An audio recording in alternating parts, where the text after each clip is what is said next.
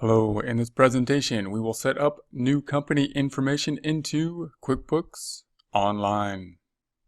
Now that we have the new file set up, we're going to enter some of the company data into the file. Remember, there's three main areas that we enter data in. We have this area over here, the icon that will show the sidebar. We have the plus arrow up here that will turn into an X as we see the information for normal day-to-day input information. And then we're going to have the cog here, and that's going to give us what we want at this time, which will give us the company information. So we'll select the cog, and then we're going to go over to the your company, and we want to set up our account and setting information. So we will go into account and setting. We'll see the menus on the left-hand side where we have company, billing, sales, expenses, payment, and advanced. We're going to start off in the company section, so we are in the company. That will be the default as we go in here. We have the company name, company type, and contact information. We could up here put a logo in. It's not required, of course, but I'm going to try to put a logo in. And so we're just going to click on that logo. We're going to say plus, select this plus arrow. I'm going to go to my desktop where the logo is located, most likely or hopefully. Scroll down to the logo and just have this guitar be the logo. And you probably want to put more time into the logo than that, but that's just to see that we can put a logo in.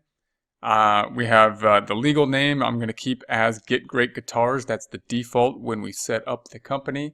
We're going to say same as the company name. And then we're going to put in the EIN or Social Security, depending on if we're a sole proprietor, which it would be a Social Security unless we got an EIN number. Or the EIN, it's useful to get an EIN even if you're a sole proprietor, even if you don't have a employees. That's an employee identification number, the EIN. You don't need, even if you don't have employees, however, it's useful when you fill out documentation such as this or 1099s to not have to put your Social Security number on it. So it's worth looking into. You'd have to go to the irs.gov. In order to put that information in. So I'm just going to select a number here and save that. This is typically the format of an EIN. Of course, the Social Security would look like a typical Social Security with the 2 dashes. So there we have that information. Now, I've saved it, and I'm going to go back here and just check it one more time. So we have that information has been saved. We're going to scroll down and then go to the company type and see what we have here. We've got the email address. We've got the customer-facing email is going to be the same. Company phone number we can put here. The web page, of course, we can put here if we have an applicable web page. We're going to want to put down here in the address. We do want to make sure to have the address. These aren't required fields, but if we don't have the address there, then it's not going to show up on our invoices. And that could affect our billing and our payment and our receiving of payments. So we do want to put the address here, and that'll populate on many of our forms. So we have the information populated here. Of course, this is a fictional information or just an address, not at the address where you will not find a guitar shop at this address, most likely. So we've got the 244 West 23rd, New York, 10011, and we're going to go ahead and save that information. We're going to scroll down and see what else we have. We have the communications with Intuit marketing preferences. We're going to leave that as is and then go to under the company in the left bar over here, billing and subscription. So a lot of these we're going to leave to the default. So this is going to be the billing information if we wanted to go into that information and set up a different type of billing setup with Intuit and QuickBooks. This is where we will have the upgrades and the downgrades. So we had the 3 versions of QuickBooks. So if we wanted to switch from one version to the other version, upgrade or downgrade, this is an area we can do that. Then we have the payroll information down here. No subscription at this time. We may look into the payroll information a little bit more as we go. We'll talk a bit about payroll and the payroll options when we get to paying payroll.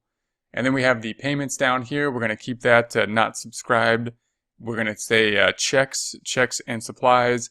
If we were to order checks, then we can go through the ordering of checks here. Checks are going to be something that we will, if we're printing them through QuickBooks, we'll still order outside checks that we can go through and print them with the QuickBooks software.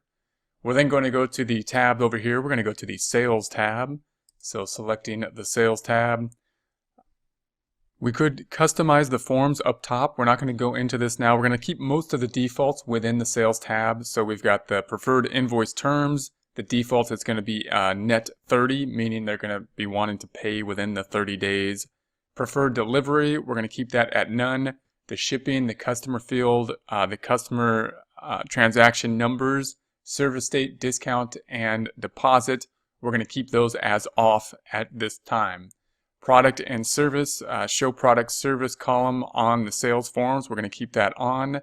We're going to keep the defaults here, except we do want to track inventory quantity on hand. So that's going to allow us to track the inventory. We're going to be selling guitars. We're going to show both the inventory of selling the guitars as well as having some service items that we will be inputting. So we're going to see if we can turn this on. We'll check both of these here. So I'm going to say track inventory quantity on hand and track quantity and price. And then we'll save that information. So we'll save that and say turn on track inventory quantity on hand. Also turn on show item tables on expense. We're going to say OK. Then we've got the messages here. So we're going to keep the default on the messages. This is typically going to be messages that if we're given in terms of payment type messages, here's your invoice message. If we're going to email the invoice and the receive payment message. Reminders. So we'll select the reminders here. This is going to be a reminder, typical, just normal email. This is a default message, by the way, that QuickBooks has to remind, in this case, that we need payment. We haven't received payment yet. We have the online delivery. We're going to keep that as the default at this time.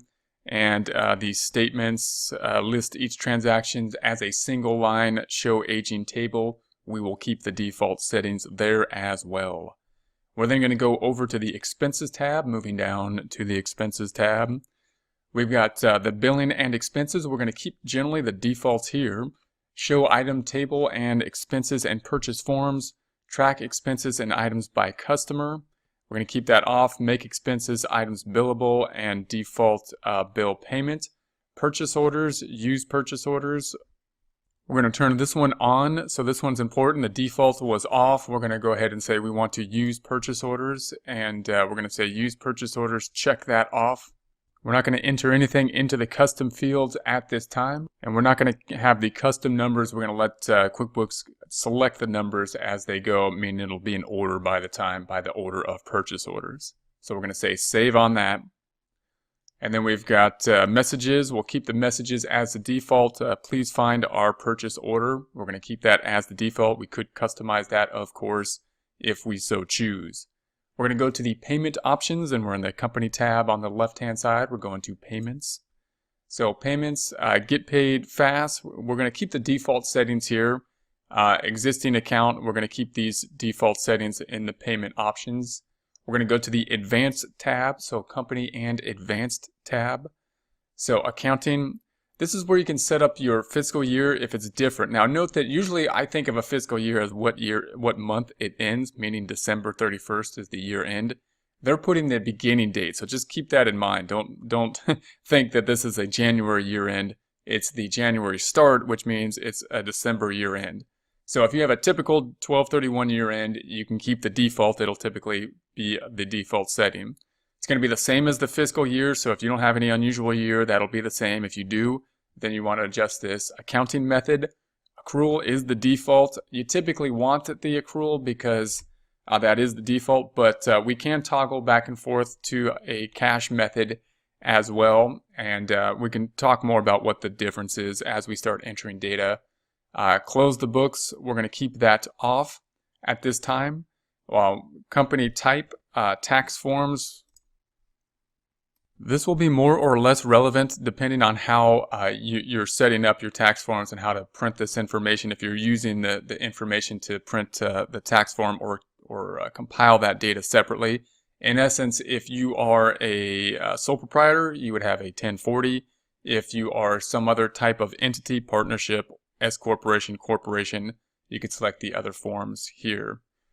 Chart of accounts. We have account numbers off. Unless you really understand the account numbers and how to order the account numbers, you may not want them because it's very easy to set up the wrong account numbers. If you're experienced with account numbers, they can be very useful, but you have to know how to set them up correctly, or else you're going to have some funny looking account numbers. So we'll talk a little bit about that as we see the chart of accounts, but if you're not familiar with that, then I would leave that off. What it's going to do is then be in order by first account type, as it always would be, even if we used account numbers, and then by alphabetical order. Categories, we're going to say keep the defaults here, track class, and track location. Automation. This stuff is actually very useful, so we're going to keep the defaults primarily. So pre-fill with previously entered content, that'll help you a lot when we enter a second month's worth of data, because it'll start to apply that information from the prior month.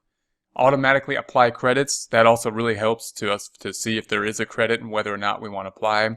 Automatically invoice unbilled activity, we're going to keep the default at this time. Copy estimates, which is off. Copy estimates to invoice, we're going to keep that default off. Automatically apply bill payments, we're going to keep the default and have that on.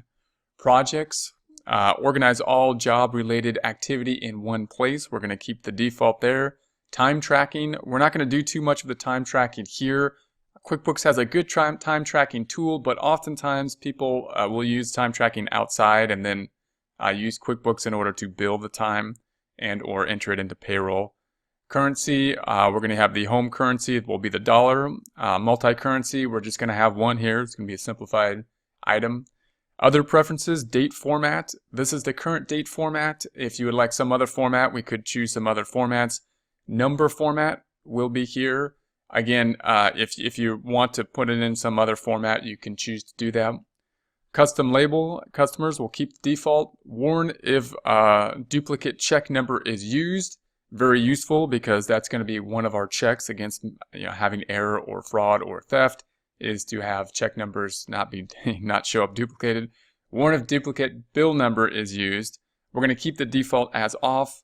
Sign me out if inactive for an hour. So we're going to keep that default, meaning it's going to sign us out. So if we just leave the computer on, it's going to sign us out. That will be it. We're going to say done on those settings.